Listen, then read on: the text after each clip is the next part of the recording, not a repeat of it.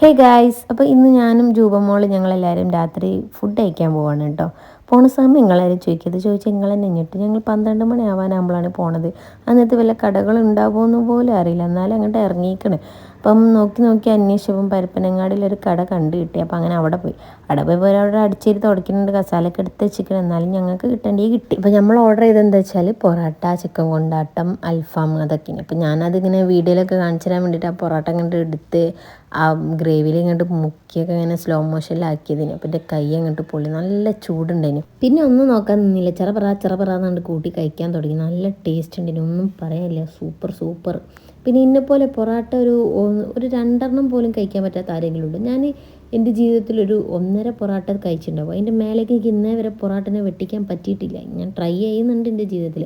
ആ നേരം കൊണ്ട് എൻ്റെ അനിയൻ അവിടെ ഇരുന്ന് 3-4 പൊറോട്ട കഴിച്ച് തീർത്തിക്കുന്നു. അങ്ങനെ അതൊക്കെ നോക്കിയാണ്ട് വേഗം കഴിച്ച് തീർത്ത്. പിന്നെ പാത്രങ്ങളൊക്കെ പാവങ്ങളെല്ലാം ഒരവിടെ അടിച്ചിട്ട് തുടച്ച് ക്ലീൻ ആക്കിയിട്ട് പോയതാണ്. അതുകൊണ്ട് ഞങ്ങളെ കൊണ്ടാവുന്ന രീതിയിലൊക്കെ കണ്ട് സഹായിച്ചു കൊടുത്തിക്കണേ. ഒരു മനുഷ്യന്മാരല്ലടോ. അപ്പം അത് കഴിഞ്ഞിട്ട് വേഗം ബാക്കി പാർസലൊക്കെ ആക്കി കൈയൊക്കെ കഴുകി തിരിച്ച് റോട്ടിൽ ഇറങ്ങിക്കുമ്പോൾ റോട്ടിലൊന്നും ആരുമില്ല, എല്ലാവരും കിടന്ന് ഉറങ്ങിക്കണ്.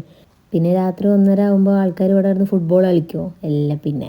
അപ്പോൾ ഇന്ന് ഇത്രയേ ഉള്ളൂ. ബാക്കി വിശേഷങ്ങളുമായി അടുത്ത ബ്ലോഗിൽ കാണാം. ടാറ്റാ.